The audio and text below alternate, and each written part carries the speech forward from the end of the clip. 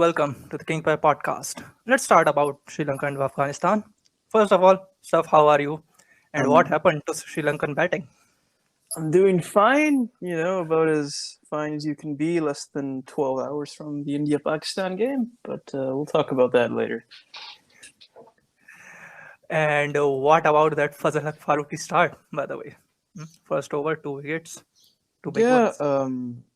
we were talking about it in the preview that Afghanistan doesn't really have that many good bowlers, but they have been starting to reach a decent point with their bowling and with their fast bowling reserves. And if Fazal Haq Faruqi can, continue on with the sort of with what he showed against Sri Lanka and what he's shown a few times in the past, then that could be a real boon for Afghanistan.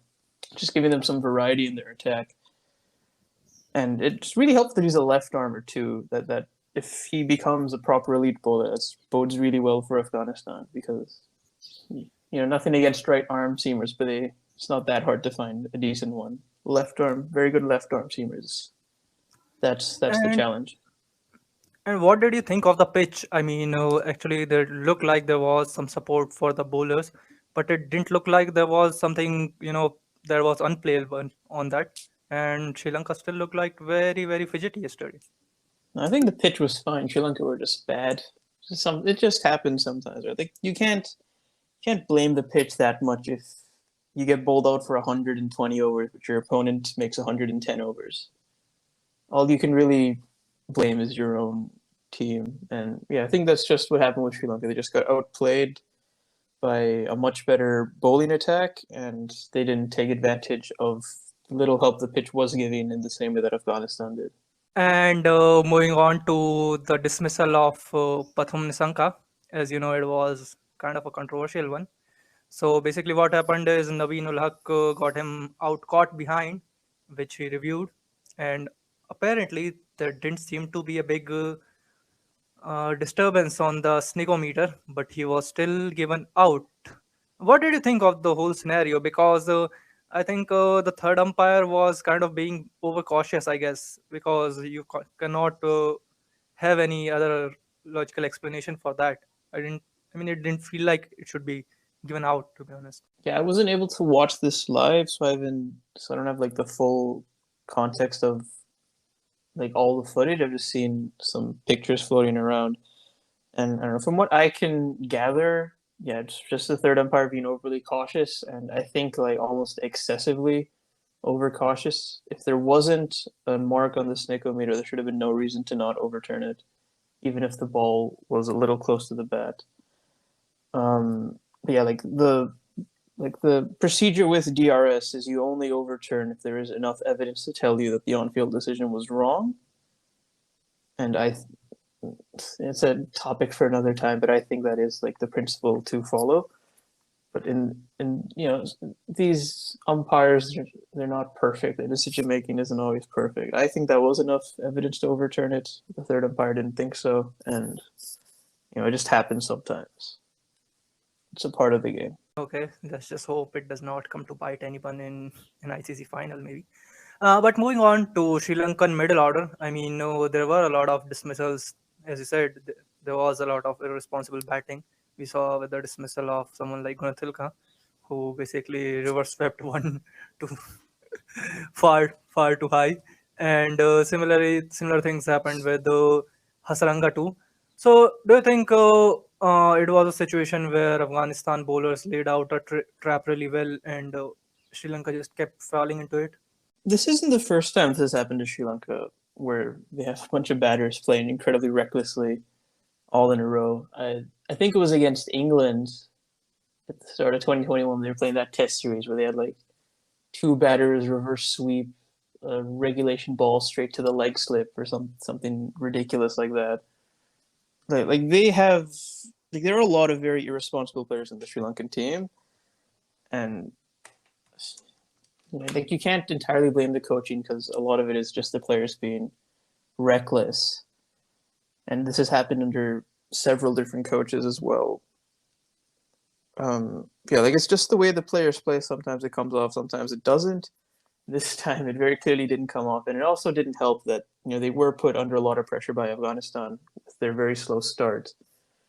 And like once that pressure piles up, like Afghanistan do this a lot, where they put you under pressure, and then if you're able to break free of it, then Afghanistan doesn't have much recourse after that. But if you're not able to break free of it and you just do crazy stuff like what Sri Lanka was doing, then it very quickly continues to pile on, and that's exactly what happened to them. We talked about it in the preview as well. The Afghanistan batting, and I think it took them like 5 overs to wrap this chase up.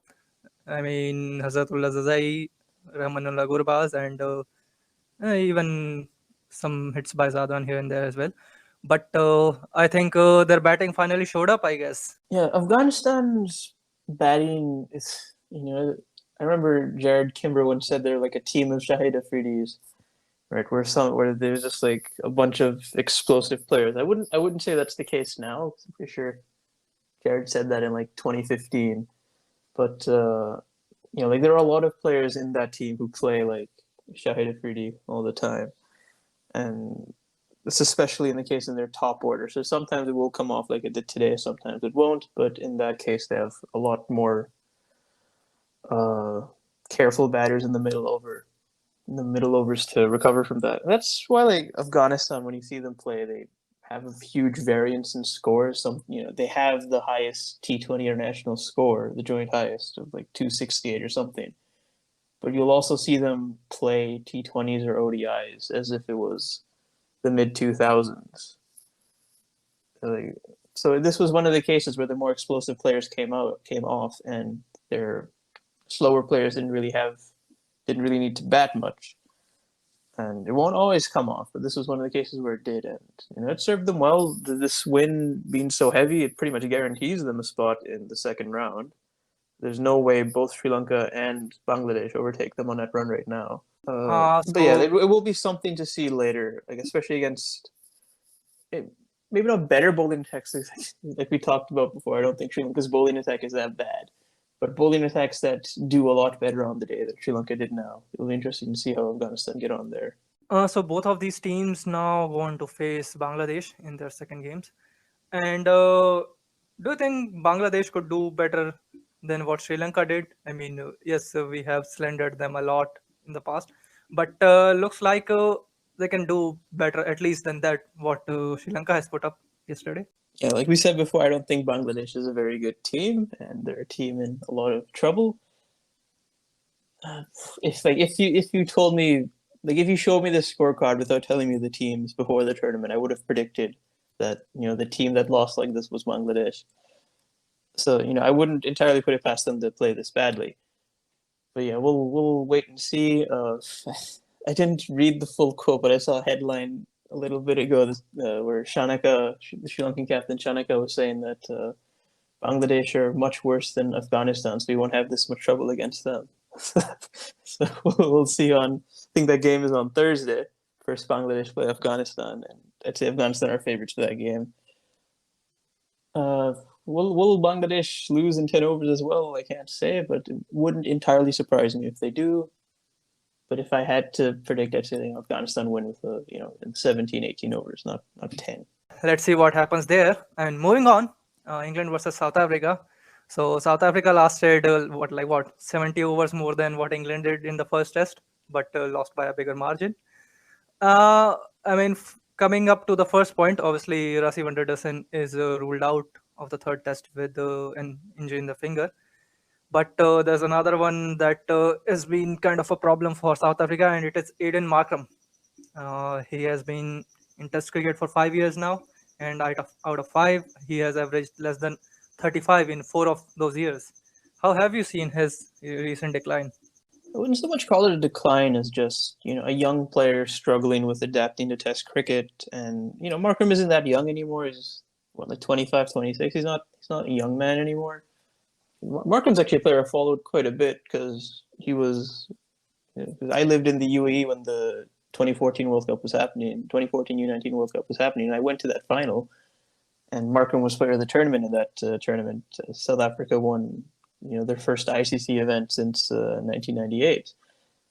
And so since then, I've had a soft spot for Markham. I followed him quite a bit, and he always seems to be on the edge of it's finally clicked.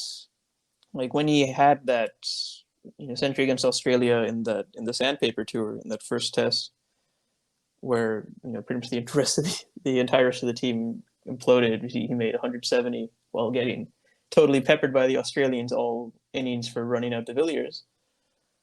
That I thought that was the moment. He's going to really kick on from here, but he just never did. And every so often, he gets another one of those moments, and he just never does. And at some point, like he is 20. He's in his mid-20s. If he gets dropped, it's not the end of the world. And I think that's probably what should happen to him now. Get jettisoned out of the side for a little bit, figure some stuff out. The South African domestic season's starting soon. He could get in he could play a few first class games away from the spotlight. We're in an age now where A tours are starting to come back. You could probably, hop on for one of those. You can join some T20 leagues and just, get into a different headspace. And then, in a year and 2 years, maybe you'll be ready to come back, refreshed, a new outlook. It's not the end of the world if you don't play Test cricket for a couple of years at 27. Players come back 29, 30, and have a solid few years, and that's totally okay. And I think that's probably what Markram needs to do now. Just figure some stuff out, figure out how he wants to play and how he should play, and then once he's ready, he can come back. I mean, yes, as one of our friends said, Ryan Rickelton is right there, so you can play him.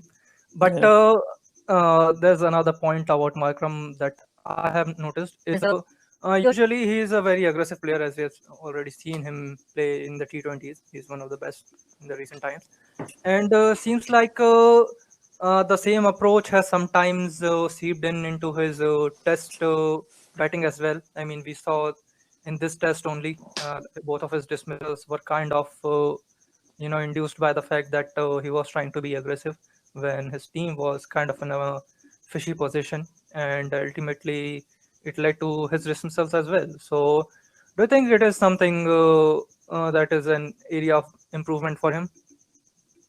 Yeah, like obviously anything that'll help you score more runs is an area of improvement. But again, it comes back to like how does South Africa want to play? How does Markram want to play? And how does he fit into that? So, if South Africa want to go full baseball, which I don't think they do, then this is something he needs to cut out. He needs to focus more. And how do you practice that? You practice that by, playing some more first class cricket away from the spotlight. And, if South Africa wants to play in a more reckless style, and Markram wants to play in that reckless style and he fits in with it, then you just have to take these as part of that. So, it'll depend on what South Africa see for him and what he sees for himself. But, there's not always one way to play cricket. But if Markram doesn't fit into the way that South Africa wants to play, then he does need to re-examine things and take some time out to be able to prepare to play in that way that the team wants to. And a weird fact, South Africa scored what, 326 in the last game. They scored 320 in this game, actually 330, but it was across two innings. And that brings me to another point, which is the decision to bat first on a gloomy day against James Anderson. Obviously, we have seen that the history says that Old Trafford is the best to bat in the first innings. Now, there's been the average score has been around 320. What did you make of the whole decision? Because as we have seen, South African batting is kind of still very mercurial. So, do you think it was the right decision by Dean Elgar? Should he have prioritized the past, or maybe he should have seen the present conditions and be gone with that? I think any decision made on like the historically this ground is good for whatever, I think that's silly to follow because that doesn't really tell you what the ground is right now. It doesn't matter what the average score is since 1980. You're not playing on one of those pitches from between now and 1980. You're playing on a pitch now. And even with that average score, that average first inning score, you're going to get a lot of low scores as well. So, it it's been held up by some things and held down by some things. So you could get either or. So you shouldn't base your decisions based on that. That's not how it's not how statistics work. Every pitch is an independent event. So you base your decision on what you see in front of you then and there. I don't know what Elgar saw on the pitch that made him want to bat first, and I just think like in general, South Africa had pretty poor tactics throughout the game, and that probably highlights some of Elgar's maybe not inexperience as captain because like he's a new captain at test level, but he has captained other sides before, and he is one of the senior citizens of the team pretty much. But yeah, just like it was a total misplay to bat first on this pitch. But even after that, when South Africa was bowling, when South Africa even was batting, some of the decisions they made were quite poor, and that does fall on Elgar and Boucher. And compared with they played the first match really well. They played the first test really well from a tactical perspective. They did everything right, from the way they approached the media to the things they did on the field. But in the second test, they just got totally outplayed on the field and in the head. And it'll be interesting to see how they bounce back for the third test. If they've learned from some of their mistakes, if they decide to do things a little differently. And another thing South Africa did right was they dropped one of their seamers from the first test and played a second spinner, which ended up not paying off. And I don't think the pitch was really that conducive for spin. Now that you've already answered the question about Simon Harmer for Janssen, I'll ask you a different thing. So as we saw in the first test, South Africa, even though they got 320 odd in their first innings, we did see their middle order being, prone to collapses. As we saw, it was more of a lower order contribution that took them to that score. And I think the same thing happened here as well. So do you think it was, it has kind of put them in a spot where they are much, in a much more lower position right now than England, because obviously England has won the test, so they would be high on the morale. But we know both the teams have batting that is kind of prone to collapse. But seems like England have their heads up in that particular department now. Yeah, England will be the team going into the final test with more confidence, but I don't think it would be that hard for South Africa to motivate themselves. Like they did beat England quite badly just 2 tests ago, and the final test is at the Oval, isn't it? So they're back in London, which is the ground they won in last time, the city they won in last time. So if you don't, as a coach, what you're going to tell your players, if they don't think too hard about it, you can say anything and it'll motivate them. So I don't think like the morale issue will be that big of a deal. What will matter is once the game starts and once the pressure starts to build on one team, the morale will really come into play then. If a team has a bad innings, how do they just do their heads cave in and the whole inning and the whole match follows from there, or do they fight back and try and claw their way back into it? That'll be interesting to see as we get to the final test next week. So moving on to India versus Pakistan, the big game in like 12 hours from now. First of all, a big thing, obviously, since you are Pakistan, you can tell it to me better about the possible 11 now that Mohammad Wasim and Shaheen Shah Afridi are out, especially regarding the bowling attack. So what do you think could be the 11 for Pakistan today? Yeah, our preview video is already outdated because Mohammad Wasim got injured since then, replaced by Hassan Ali. But yeah, for the possible 11, I think we'd open with Babar and Rizwan. We'll play Fakhar at 3. That's a given. Number 4 will either be, I think, Haider Ali or Iftikhar Ahmad.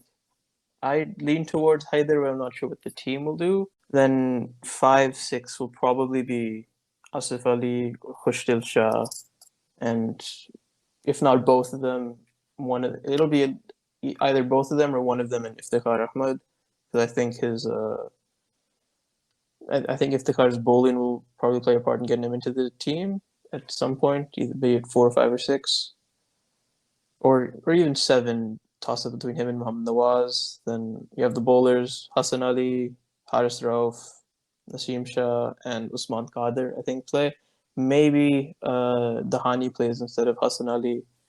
It will depend on what they think. Will Dahani's better recent form put him ahead of Hassan Ali for this big game against India? Will they trust? Will they try to trust Hassan's more experience, not just first India Pakistan game? And just in general, he's a more experienced player, probably more able to handle the pressure. But yeah, it'll be a toss up between him and Dahani for that last spot. And talking about the Pakistan 11, there's also one point that Actually, no, I uh, forgot Pa- Shadab Khan. He'll definitely play. He'll be number oh 7. yeah, I forgot oh about yeah, Shadab Khan. that too. So I was asking, obviously, since Pakistan has played several editions of PSL in UAE, do you think uh, the PSL experience would influence the final 11 here? Because obviously, most of the young bowlers have played here in PSL, and do you think those performances will, be a factor in selection here? I don't think so, because what were the PSL seasons played in Pakistan? The first one, second one, played in UAE. First one, second one, third one. Then by the fourth one, they switched entirely to Pakistan. And then there was the 2 COVID seasons, and one of them I would say, like, I don't think they'll really consider performances in that at all, because it was in August. They were just rushing through the games just to be able to finish them, and it was dreadful conditions to play cricket in. So I don't think that'll be a factor at all. And yeah, like even then, like the last PSL season played mostly in the UAE was a while ago. The last one was entirely in Pakistan. So I don't think PSL performances will play like PSL performances in the UAE will play that much of a difference, because again, those were a while ago. So do you want to base your selection off of at most 10 games from either August of 2021 or uh, October of 2020? I don't think he would, because it's just very far in the past, and they've played a lot more relevant games since then. And one more thing is how last year against India, Pakistan played three pacers in the World Cup game. But after seeing what happened in yesterday's, Sri Lanka versus Afghanistan game, do you think Pakistan might be tempted to go with an attack of maybe two pacers and three spinners? I don't think so. I think it'll be 3 pacers and 2 spinners, and if they need an extra spinner, the part timers are all spinners. So I think that's how it'll be. I don't see them, because Pakistan isn't Afghanistan. Afghanistan doesn't have three pacers to pick. So I think Pakistan will just pick their best bowlers, and that is a combination of 3 fast bowlers and 2 spinners. Okay, and moving on to India, I mean, as far as I know, India probably has a fixed 11 right now, and they'll probably go with the same template as we talked about in the preview video. But one thing that has come to light recently about Virat Kohli, he talked about the whole mental health thing and how it affects all, pretty much everyone at some point of time. And we have seen him suffer from bad run of form in a long while. So, do you think this whole 1 month, 40-day odd break, do you think there's going to be, uh, you know, some changes to maybe his luck, his form, or maybe his batting style after this break? I mean, he might be a little more refreshed. He might be more relaxed, but at the end of the day, like, who are we to say? I don't know uh, if it'll be any different. All we can do is wait and see, because with how before the thing started, when he made his last century in, what was it, November 2019, nobody would have expected him to go almost 3 years until his next one. what's changed since then? Some bad luck, some uh, he's had some personal troubles. He's had some issues with getting in the right state of mind. If has anything changed since then? Like, things have definitely changed since then, but have they changed to the point where that'll all go away overnight? Probably not. But that doesn't mean like he will or he won't score a century. All we can do is wait for the game itself. And one final thing, prediction time. Who do you think is going to win today? And if, let's say, Pakistan wins the toss, are they bowling or are they batting? You have to quote the great Ramiz Raja: "India versus Pakistan, Pakistan to win." And if Pakistan wins the toss, I think they bowl first. The that's the game plan. That's what it's been for a while.